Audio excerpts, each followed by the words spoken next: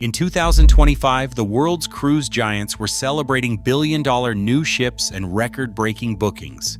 Then, almost overnight, empty cabins stretched from the Caribbean to the Mediterranean. Ports felt eerily silent, and an industry worth $168 billion teetered on the edge of collapse.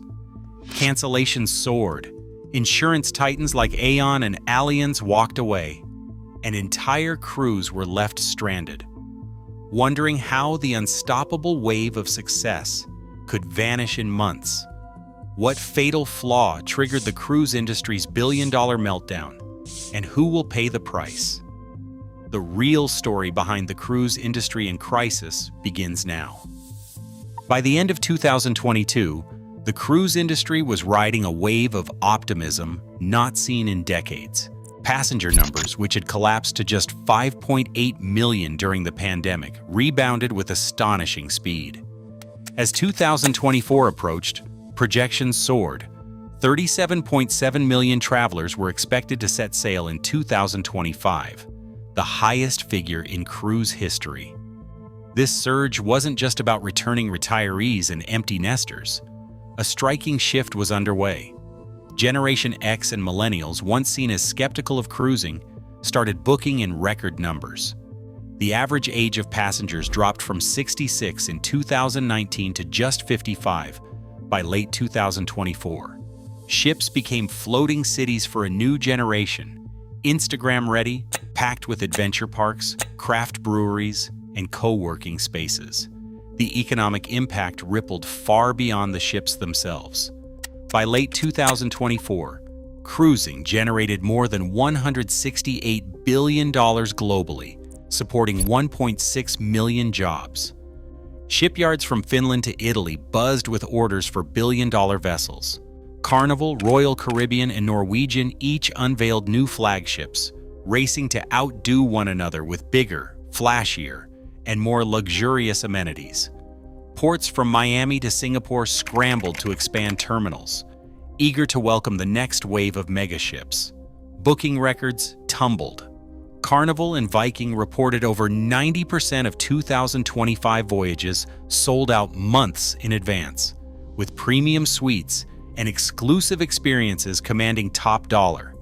Net yields climbed as passengers spent more on board, lured by everything from celebrity chef restaurants to high-stakes casinos. The industry's leaders spoke of a new golden age. The Cruise Lines International Association's 2025 State of the Cruise Industry report described cruising as one of tourism's most dynamic and resilient sectors, pointing to robust demand and unprecedented opportunity for innovation. This sense of invincibility fueled a relentless expansion. Cruise lines borrowed heavily to finance new builds, betting that the appetite for travel would only grow. The world's largest ships, each $1 billion investment, set sail to sold-out crowds. Behind the scenes, financial models assumed the good times would continue, with forward bookings and advance deposits providing a steady stream of cash. For investors, ports, and thousands of small businesses, cruising looked like a sure bet. Yet beneath the surface, the industry's foundation rested on the promise that demand would never falter, and that every cabin could be filled, year after year. The boom felt unstoppable. But in a business built on confidence and constant growth, even the smallest crack could spread with alarming speed. On paper, the cruise industry's rebound looked unstoppable. But as ships filled and profits soared, a different kind of pressure built behind the scenes. Cruise lines began quietly pushing occupancy to new extremes. In early 2024, operators like Carnival and Royal Caribbean set public targets that went beyond selling every bed. Ships routinely sailed at 109% of their designed capacity, squeezing in extra guests by converting sofas and pull-down bunks. The logic was simple. More passengers meant more revenue, and with demand surging, lines gambled that no-shows and last-minute cancellations would keep the numbers in check. But this strategy came with hidden risks. To meet ambitious booking goals, companies ramped up the use of guaranteed fare bookings, Passengers paid in full for a certain class, inside, ocean view balcony, but weren't assigned a specific cabin until just before sailing. If a ship was oversold, someone would get bumped. Sometimes entire families who'd booked together months in advance found their vacations canceled with little warning. Carnival and Norwegian offered future cruise credits or refunds, but for many, the damage was done. Airline-style overbooking had arrived at sea, and the fallout rippled through travel agent offices and online forums. Travel agents reported a surge in frantic calls as more guests received emails weeks or sometimes days before departure informing them that their reservations had been invalidated. In some high-profile cases, such as the Carnival Magic's summer 2024 sailings, ships were abruptly converted to adults only. Families who had paid in full were told their bookings no longer fit the new policy. Compensation ranged from modest onboard credits to rebooking offers, but with most popular cruises already sold out, options were slim. For many, the only choice was a refund and a lost vacation. The fine print in cruise contracts left little room for recourse. Updated terms and conditions, expanded after COVID-19, granted operators broad rights to cancel or alter bookings for overbooking, redeployment, or operational needs.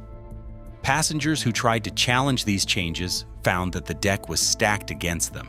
Class action lawsuits and regulatory complaints piled up in the US and Europe. But the industry's self-regulated status kept formal consequences at bay, at least for now. Behind the curtain, these aggressive booking tactics strained customer trust. Travel agents began steering clients away from guaranteed fares, wary of the growing risk. Online forums filled with stories of ruined family reunions and lost deposits.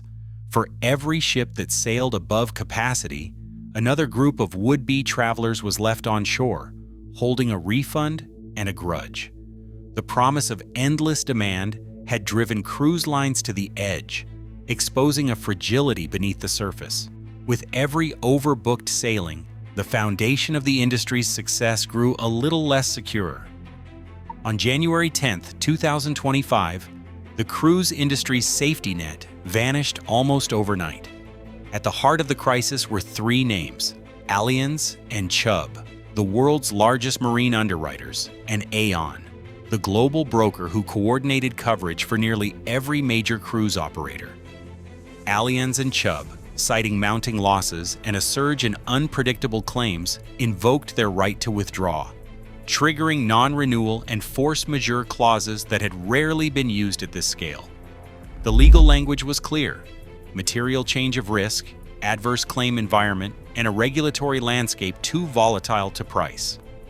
Within days, Aon notified Carnival, Royal Caribbean, and Norwegian that their core insurance policies would not be renewed. The fallout was immediate. Cruise lines, now exposed to billions in potential liability, faced an impossible choice: cancel sailings or risk operating uninsured. Over the next 3 weeks, more than 37,000 customer refunds were processed across the industry. Carnival alone canceled dozens of departures, issuing automated refunds and future cruise credits as frustrated travelers flooded call centers. Booking platforms, once showing sold-out cabins, now listed empty staterooms at steep discounts. The average fare for a 7-night Caribbean cruise plunged by up to 25%, with some last-minute deals undercutting even pre-pandemic rates. Behind the scenes, panic spread through corporate treasury offices. Carnival's finance team raced to shore up liquidity, drawing down $2.4 billion from revolving credit lines at JP Morgan and BNP Paribas in a single midnight transaction on March 31st. The move was desperate but necessary. Moody's responded within 48 hours, slashing Carnival's credit rating to CCC, one step above default. Royal Caribbean and Norwegian faced similar downgrades as debt covenants and minimum liquidity triggers loomed. The numbers told a grim story.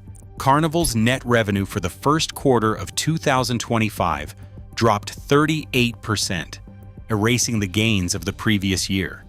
The company's total debt ballooned past $33 billion, while Royal Caribbean and Norwegian reported $24 billion and $13 billion in outstanding liabilities, respectively. The industry's reliance on forward bookings and advance deposits had backfired. With insurance coverage gone, cancellations mounted, and the cash that once flowed from new bookings dried up almost instantly.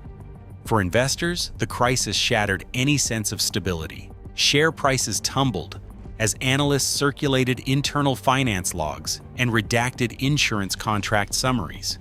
The mechanical collapse was now in motion, a chain reaction set off not by falling demand, but by the sudden withdrawal of the very risk protections that kept the industry afloat. The next wave would hit even harder as the human cost of this financial freefall began to surface. At Manila's Pier 15, more than 1,200 cruise ship crew members waited for news that never came. Their contracts had promised steady work and a ticket home, but after Royal Caribbean's sudden cancellations, WhatsApp groups filled with anxious voice notes and urgent requests for emergency cash. Some crew had been at sea for nearly 10 months, sending every spare dollar back to families in Cebu or Iloilo. Now they faced weeks, sometimes months, without pay, caught in a bureaucratic maze as the Department of Migrant Workers scrambled to process unemployment claims.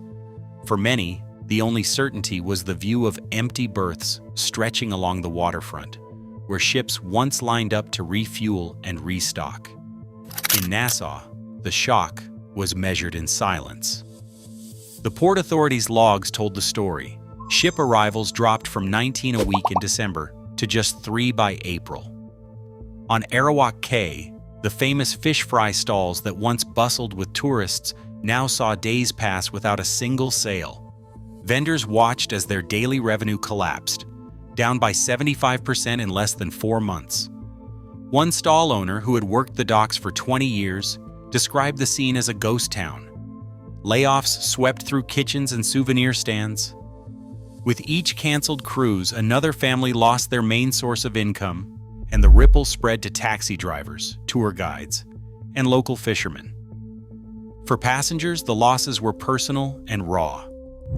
A retired teacher from New York, age 72, had saved for years to book a world cruise, her dream for retirement. She paid a $60,000 deposit in full.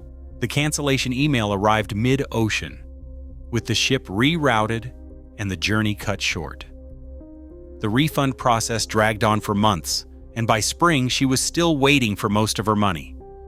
Online forums filled with similar stories, travelers whose life savings vanished into a tangle of automated replies and shifting policies.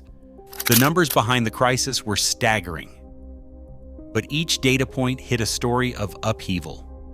Crew in Manila pooled what little cash they had for shared meals and phone cards. Vendors in Nassau debated closing for good or holding out for a miracle. Retirees faced the reality that their long-awaited adventures might never happen. The collapse of bookings and insurance was not just a financial event, it was a human one, measured in lost livelihoods, broken plans, and the slow unraveling of communities built around the promise of cruising. The shockwaves reached far beyond corporate headquarters, touching lives in ways that could not be undone. Berths that once brimmed with activity now sit empty, their silence spreading from the Caribbean to the Baltic. By April 2025, berth occupancy rates in ports like Nassau, San Juan, and Singapore had fallen to their lowest levels in 15 years. Port authorities logged week after week of missed arrivals, with some terminals handling just a fraction of their scheduled traffic. The sudden drop in ship calls forced local unions to issue mass furlough notices. Dock workers, stevedores, and baggage handlers left without shifts or pay. In the Bahamas, hundreds of portside vendors and drivers found themselves idle, watching as the last cruise liners slipped out to sea with no promise of return. The paralysis extended up the supply chain. In Germany, Meyer Werft's sprawling shipyard, once a symbol of the industry's ambition, froze construction on 4 megaships worth $6.8 billion. Workers received suspension letters, and union leaders scrambled to negotiate terms for thousands facing unpaid leave. At Fincantieri in Italy, assembly lines ground to a halt as financing evaporated, and clients reneged on contracts. The ripple effect threatened not just the yards themselves, but also the web of suppliers. Steel fabricators, engine manufacturers, electronics firms, whose order books depended on the relentless churn of new builds. Maritime economists noted the danger in stark terms. Like other travel and tourism sectors, we are seeing some fluctuations as people adjust to today's macroeconomic and geopolitical environment, said Carnival's chief financial officer David Bernstein during a quarterly call. The warning was clear. The cruise sector's dependence on a seamless global network meant that disruption in one link could stall the entire system. As ships idled and cranes stood motionless, the question of how to restart this vast machine loomed larger with every passing week. Engineers in Hamburg and Genoa spent much of 2025 refining designs for cleaner ships, hoping to chart a way forward, even as orders stalled. Carnival and Royal Caribbean pointed to their new pilot vessels, ships powered by liquefied natural gas, with solar panels feeding hotel operations, and fuel cells running demonstration systems. The Aida Cosma, delivered just before the downturn, sailed short European routes with lower emissions, drawing cautious praise from regulators. In the Baltic, select itineraries by Viking Line and Silja Line used shore power at every port, achieving near-zero local emissions for the first time. These pilots offered a glimpse of what cruising could become: quieter, cleaner, and less dependent on heavy fuel oil. Yet the scale of transformation remained daunting. By the middle of 2025, less than a third of the global cruise fleet met the latest international standards for emissions and energy efficiency. Most older ships, still the backbone of the industry, would need deep retrofits or early retirement to avoid future penalties. Independent maritime engineers warned that, while headlines celebrated each new eco-ship, the majority of voyages continued to rely on conventional engines, with sustainability more promise than practice. Policy analysts and financial advisors drafted checklists for risk mitigation, accelerate green investment, diversify revenue streams, reduce reliance on forward bookings, and strengthen ties with port communities. Some called for transparent reporting of fleet compliance and new safeguards for crew welfare. Others urged governments to tie any rescue funding to measurable progress on emissions. The debate left a lingering question. Could the industry reinvent itself before the next crisis, or would the promise of sustainable cruising remain just out of reach? For now, the future of cruising balanced between innovation and uncertainty, with the next chapter still unwritten. In 2025, the cruise industry projected a record 37.7 million passengers. Yet by mid-year, occupancy hit its lowest point in 15 years and 4 new megaship projects worth $6.8 billion were frozen. The sudden withdrawal of major insurers like Aon, Allianz, and Chubb triggered 37,000 refunds and a revenue plunge of up to 38% for Carnival, leaving 1,200 crews stranded in Manila and vendors in Nassau facing a 75% loss in business. Despite 14% of the global fleet meeting new sustainability standards, most ships remain non-compliant. Many internal financial documents and settlement terms remain undisclosed, leaving full accountability unresolved. These facts reveal a system built on fragile credit, overbooking, and risky expansion. The crisis exposed how quickly trust, jobs, and local economies can unravel when the foundations are weak. As of today, the future of luxury cruising remains uncertain, and the lessons on risk, transparency, and sustainability are written in every empty cabin and silent port.